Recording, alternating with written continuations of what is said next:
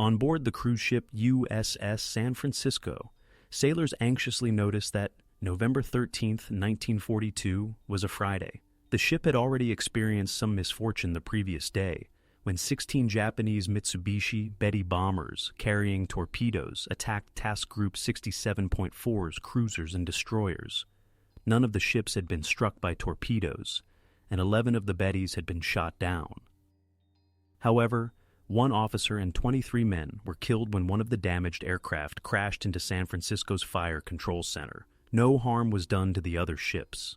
Despite the fact that it was Friday the 13th, the seamen thought that the strange event had saved the ship from any more misfortune. All the luck the task group could acquire would be greatly appreciated. A Japanese naval force led by Vice Admiral Hiroaki Abe was spotted by an American reconnaissance plane that afternoon, traveling southeast at 25 knots through the Solomon Islands and along New Georgia Sound, often known as the Slot, in the direction of Guadalcanal. 2 battleships, his flagship Hiei and Kirishima, 1 cruiser, and 14 destroyers made up Abe's force. The commander of the American amphibious landings on Guadalcanal, Admiral Richmond K. Turner, correctly guessed that the Japanese fleet was heading south to either bombard Henderson Field, which was essential to the American defense of the island, or attack his transports as they retreated from Guadalcanal. Only half of the Japanese attack on Guadalcanal was carried out by Abe's bombardment force. 11 transports were planned to drop 7,000 troops on the island after Henderson Field was bombarded. 5 of the transports were to discharge their men at Tassafaronga, while 6 were to do so at Cape Esperance.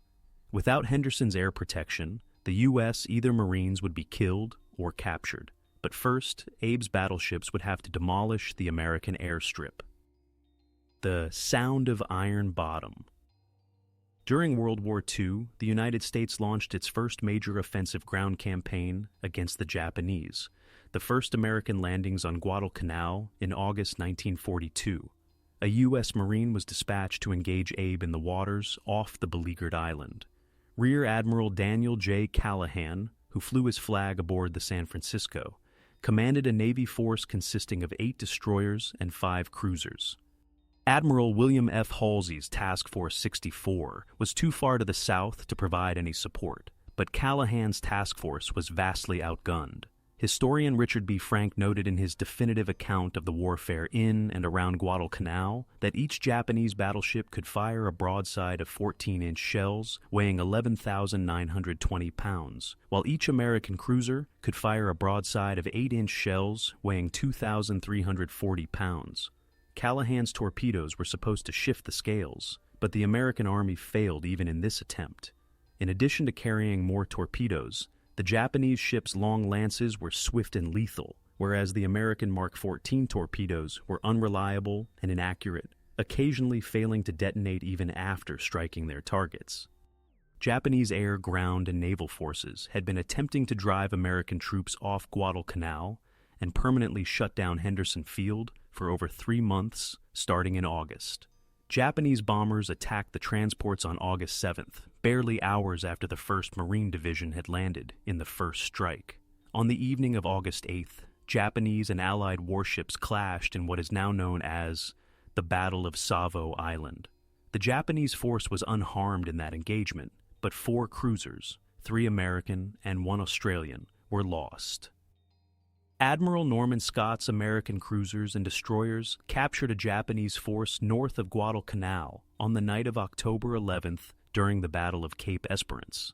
They then carried out the traditional crossing of the enemy's T, sailing across the Japanese bows to unleash broadsides. While losing a destroyer in the conflict, Scott's force managed to sink 1 Japanese cruiser and 1 destroyer. Henderson Field was bombarded for an hour and a half by a Japanese bombardment force 2 nights later, headed by the battleships Congo and Haruna Shelley. The airfield had been blasted almost beyond recognition, according to an American author. The Sealark Channel, a body of water between Guadalcanal, Savo Island, and Florida Island, was the site of the majority of the naval combat that raged around Guadalcanal. Before the Guadalcanal conflict was over, Almost 40 Japanese, American, and Australian ships would be sunk within this tiny channel, which was so popular that it was renamed Iron Bottom Sound. The Japanese attempt to shell the Marines on the island into surrender tonight would be the most recent and ruthless. Uncle Dan's 15 seniority days. Even though only roughly one-third of the American transport's cargo, which included 6,000 men, ammunition, and some desperately needed artillery, had been unloaded, they were nevertheless ordered to evacuate the region. On the initial part of their return trip to Noumea, Callaghan's task group escorted them out of Guadalcanal. After setting sail and entering the open ocean, Callaghan turned around and returned to Guadalcanal. As the American cruisers and destroyers approached Lengo Channel, they did so in a single column. The new SG search radar, which Callaghan thought might be useful on this cloudy night, was installed on 5 of his ships: the heavy cruiser Portland, the light cruisers Helena and Juno, and the destroyers O'Bannon and Fletcher. O'Bannon, who was number 4 in the formation, was closest to the front of the line, and Callaghan has come under fire for not positioning his radar-equipped ships at the head of the column. Almost everyone admired Admiral Callaghan, as evidenced by the fact that his sailors referred to him as Uncle Dan. However, Rear Admiral Norman Scott, a classmate of Callaghan's at the U.S. The task force also included the Naval Academy, which was based on the cruiser Atlanta. Admiral Scott had successfully repelled a Japanese force in the night surface engagement at Cape Esperance, and had greater combat experience than Callaghan.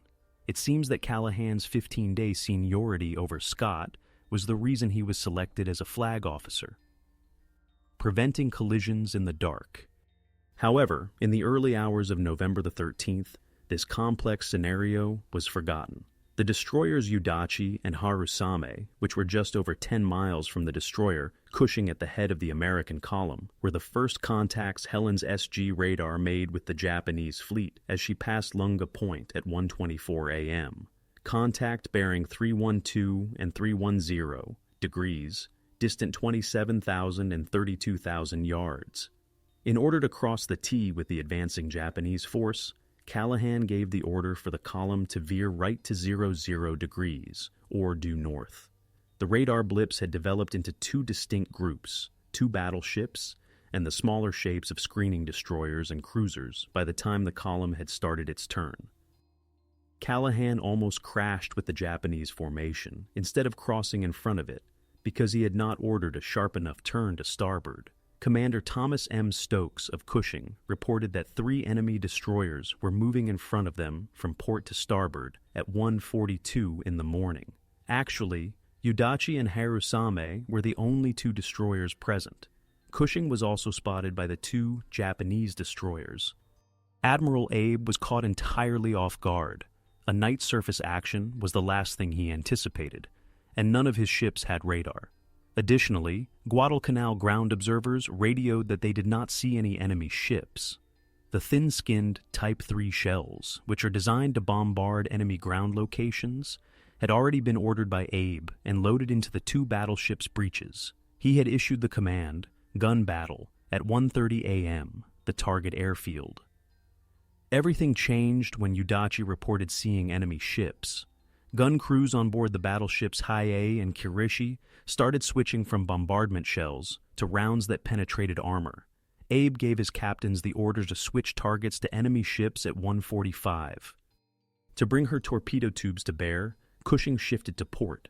Commander Stokes said over the intership radio, which is aptly named TBS for Talk Between Ships, "Should I let them have a couple of fish?"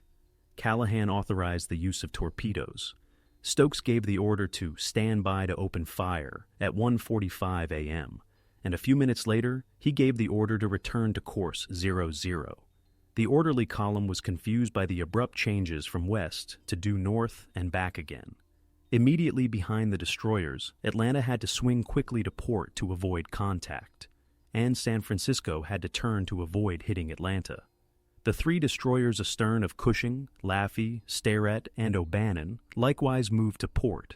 "What are you doing?" Callaghan inquired about the TBS. "Avoiding our own destroyers," the skipper of Atlanta retorted. "Start firing." Reverse illumination. Compared to the smaller destroyers, Atlanta was considerably more noticeable because to her tall superstructure. Japanese searchlight shutters opened at 1:50, illuminating the port side of Atlanta.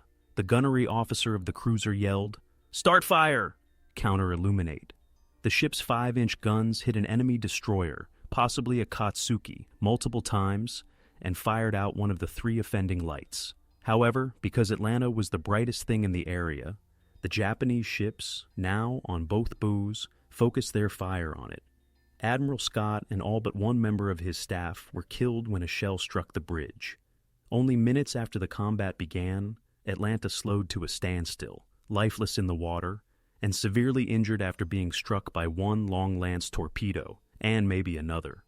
Odd ships begin firing to starboard, even ships to port, Admiral Callaghan commanded. According to naval historian Samuel Eliot Morrison, Japanese and American ships mingled like minnows in a bucket at this moment. The turmoil that occurred in Iron Bottom Sound that night is somewhat depicted in the records that are currently available, but it is nearly difficult to provide a definitive, blow-by-blow account of the combat. The altercation resembled a barroom brawl after the lights had been shot out, according to one participant. While her 20mm gunners fired at the battleship Hiei, the leading destroyer Cushing opened fire on an enemy destroyer 2,000 yards to starboard. Cushing was struck multiple times. All power lines were severed, and her speed was drastically decreased.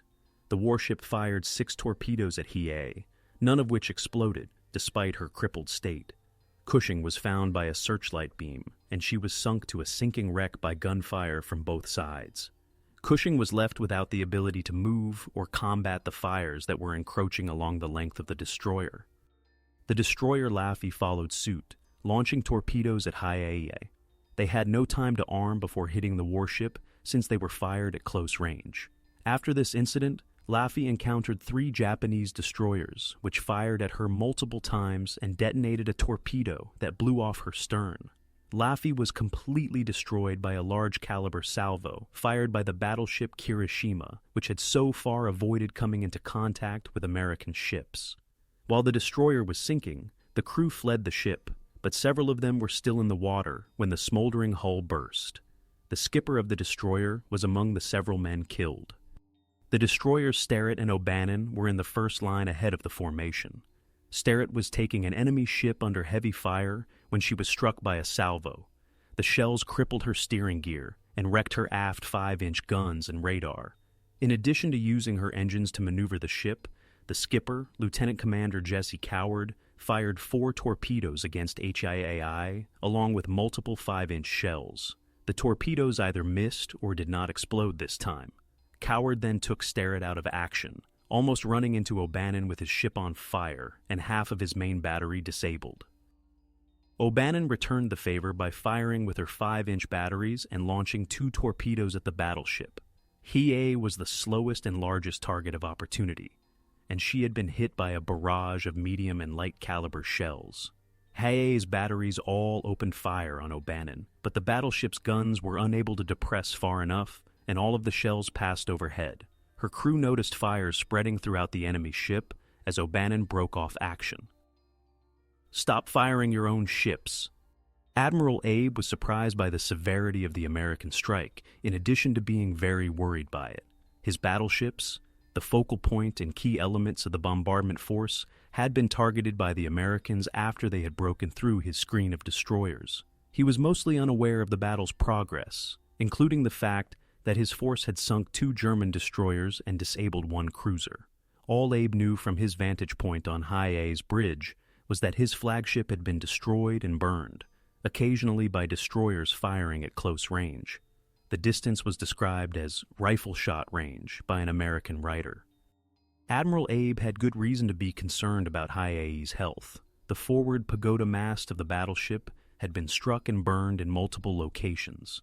All of the ship's light anti-aircraft weapons, radios, and signal equipment had been destroyed by 85 8-inch and 5-inch shells, which had also cut out all of the main battery's control circuits. The directors of the secondary battery were likewise rendered inoperable. Hiei fired on the Japanese destroyers Asagumo, Murosame, and Samidare at one time with his 6-inch cannons. An 8-inch round fired by San Francisco disabled her rudders and flooded her steering gear at around 1:55 in the morning. San Francisco broke away from Hiei and started shooting at 2 destroyers on her starboard bow, most likely Udachi and Harusame. Captain Cassin Young struck and burned the first target, then gave the order for gunnery to switch to the second destroyer. The disabled Atlanta most likely drifted into San Francisco's line of fire in the ensuing commotion. San Francisco fired 2 complete salvos against the superstructure of Atlanta. According to some reports, Admiral Scott was killed in this confrontation rather than in the previous combat against the Japanese. Some ships ceased firing when Admiral Callaghan broadcast, "Cease firing own ships," after realizing what had happened. Others did not hear the order or chose to ignore it. "What the dope? Did you want us to cease fire?" demanded Captain Lawrence Dubose of the cruiser Portland. Callaghan said, "Yes." However, he immediately changed the order and said, "Give her hell," and "The huge ones are what we want. Prioritize the larger ones." Sadly, the devil came from the opposite direction for San Francisco and her crew. Hiei's third volley of 14-inch shells struck San Francisco's bridge, blowing the navigator over a bulwark and onto a 5-inch gun mount. Hiei and the cruiser Nagara both opened fire on the American cruiser. The gun crew lifted him up and tossed him onto a heap of spent shot casings, believing him dead. San Francisco was also struck multiple times by the battleship's 6-inch guns. Captain Young was hit by one of these shells, and his wounds ultimately caused his death. Admiral Callaghan was instantaneously killed, along with all but one of his staff, as another struck a steel girder just above him. A 7-minute battle life. San Francisco's bow had swung to the south during the battle. The only survivors on the bridge were a quartermaster and Commander Bruce McCandless. McCandless gave the command to turn back toward the enemy to the west. However, the bridge itself was crammed with bodies and body parts, as well as the ragged remains of equipment and gear. Damage control reported 25 fires aboard the ship, which had been holed 45 times, was taking water, and had numerous cannons rendered inoperable. Crews continued to fire with the cruiser's remaining guns at Hiei, Kirishima, and an enemy destroyer that passed alongside the port side. After assessing the situation in San Francisco, McCandless changed his plan and headed east along the northern coast of Guadalcanal. The ship was far luckier than many other task group members, despite the myths surrounding Friday the 13th. She was still afloat and making her own way out of the area. The cruiser was only able to move in circles to the right when a Japanese torpedo struck Portland near the stern on the starboard side, blowing off her starboard screws and severely bending the hull plates. Portland's gunners fired 4 salvos from her front turrets and claimed 10 to 14 hits as the ship twisted instinctively, bringing her guns down on the poor Hiei. In the dark, Captain Dubose did not want to take the chance of firing at any other ships. It was impossible to distinguish friend from foe when ships were circulating and interacting with one another. Just astern of Helena, Juno was the final cruiser in the column. Before she could participate much in the combat, she was struck by a torpedo. Her keel might have been shattered, and the impact rendered her steering inoperable. She may have shot as few as 25 rounds. In an attempt to locate a location for repairs, her commander pulled her from the fight and almost ran her over. Helena, on the other hand, was enjoying her luck. Her 40mm guns roared at the cruiser Nagara, and her main batteries and secondary guns had damaged at least 2 enemy destroyers. Helena was struck 5 times, but only slightly damaged. 1:48 a.m., one of the impacts halted her bridge clock. Barton, the destroyer, was struggling. Before the column dispersed, Barton had been one of 4 destroyers toward the back. She fired 5 torpedoes, although none of them appear to have hit their objectives, and her 5-inch cannons fired at enemy searchlights. Her captain halted at around 2 in the morning to prevent a collision with another vessel. She was a stationary target that was nearly instantly struck by 2 torpedoes, shattered in 2, and sank rapidly. There was no escape except for the men topside. She lost more than 60% of her crew. Barton had a combat life of precisely 7 minutes, and had been commissioned on May 29, 1942, less than 6 months prior. Barton had been overtaken by the destroyer Aaron Ward, which was struggling to keep hostile and friendly ships apart. When friendly cruisers came within her line of fire, her gunners forced to stop firing after just 10 salvos at the brightly lit Hiei.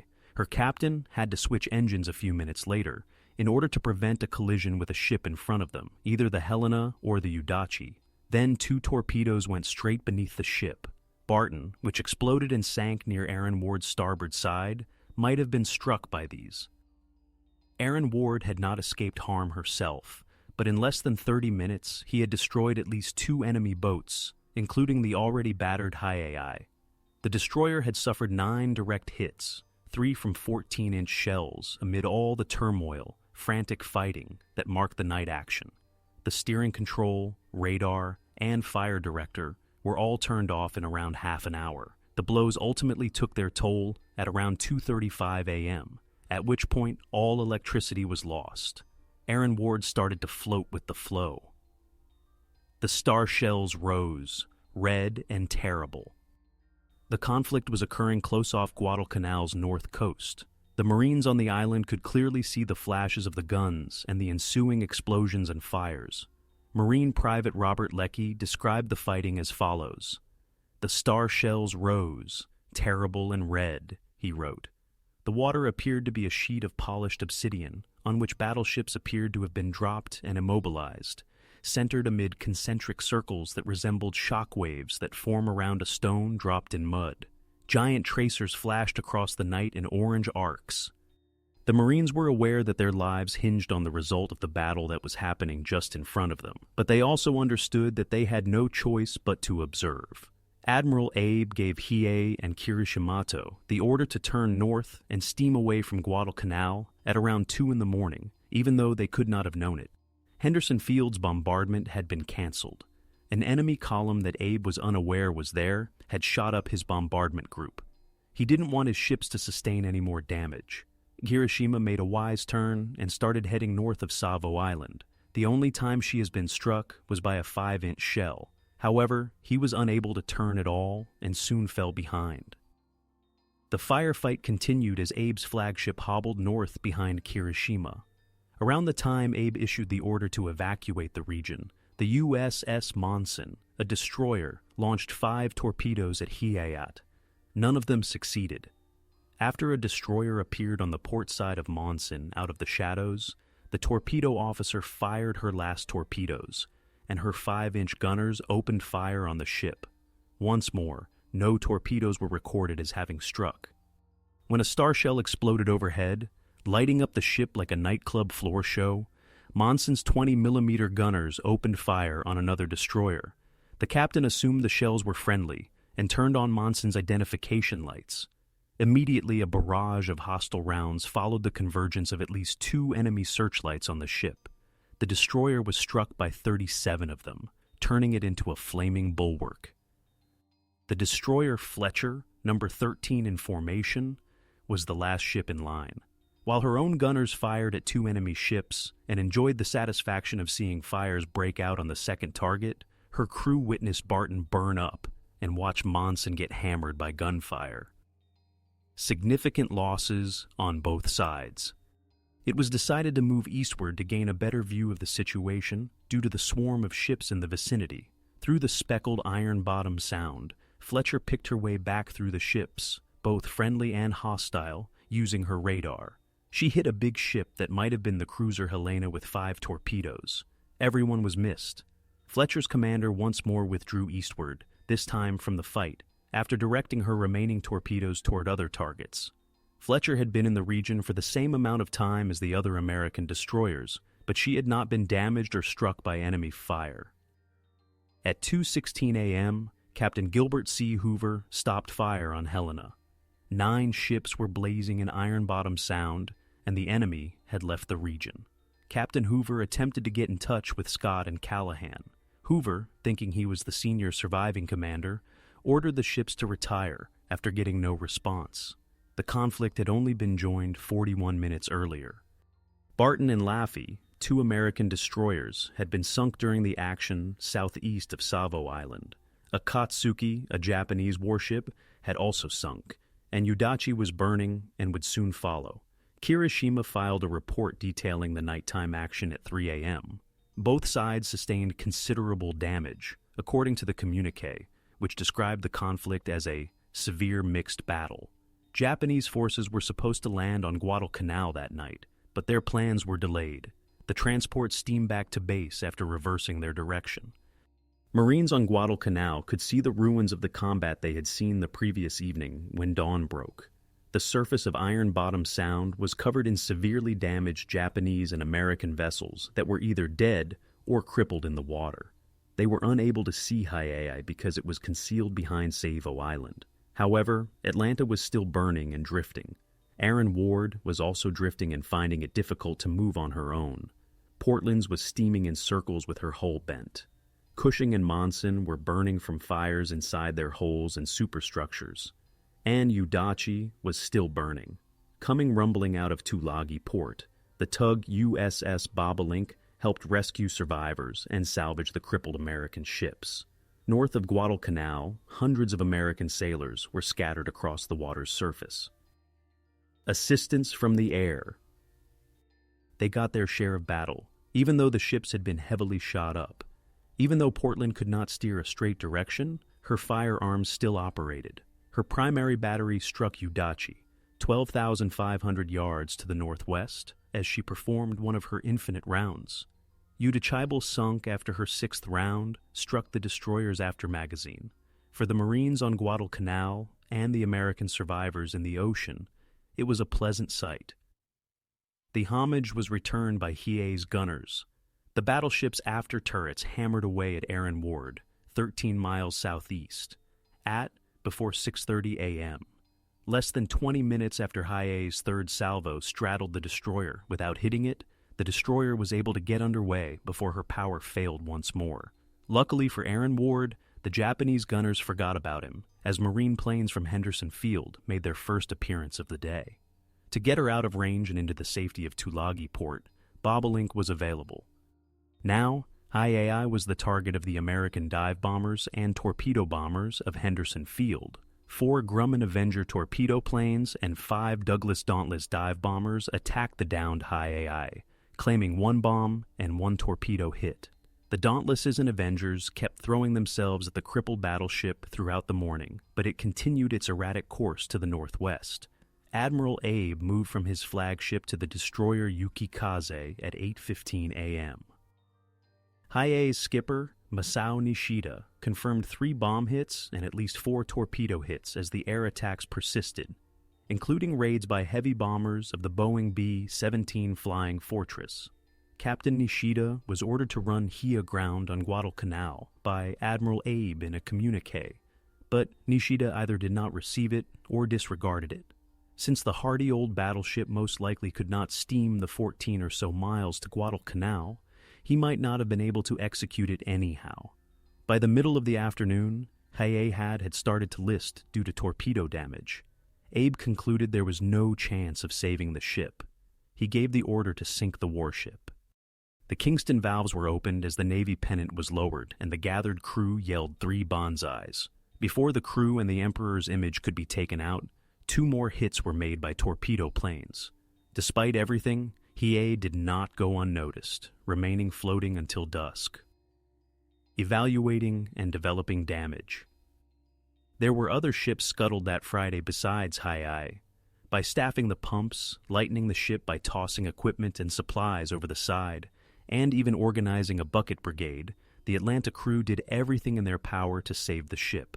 After transporting Aaron Ward to Tulagi, Bobolink arrived on the scene, but the tug was powerless to help the situation because 49 shell hits and 1 torpedo had already taken their toll.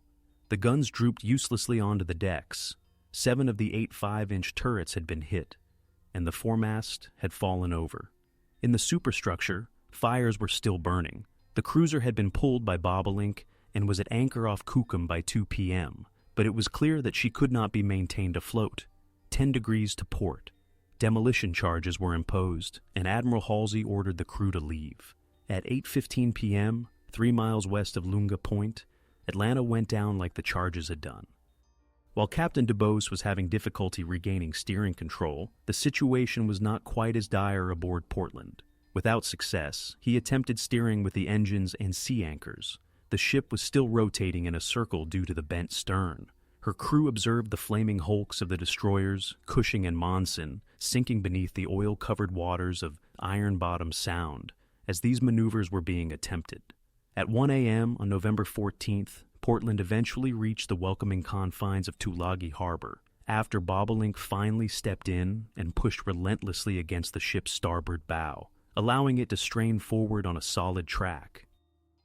In a kind of coda to the conflict, the American ships that had managed to leave the night action participated. Captain Hoover's Helena was one of just 6 ships seaworthy enough to leave Iron Bottom Sound on its own. Alongside Helena, the cruisers San Francisco and Juno headed southeast for the American base at Espiritu Santo in the New Hebrides, accompanied by the destroyers O'Bannon, Sterett, and Fletcher.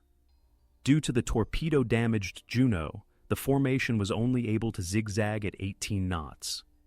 The Japanese submarine, I-26, managed to get into firing position and fire a spread of torpedoes at San Francisco, despite the destroyer screen. One torpedo struck Juno, while all others missed their targets. The cruiser detonated while the sailors on board San Francisco observed. Later, Commander McCandless noted, "She didn't sink. With all the rage of a volcano erupting, she blew up.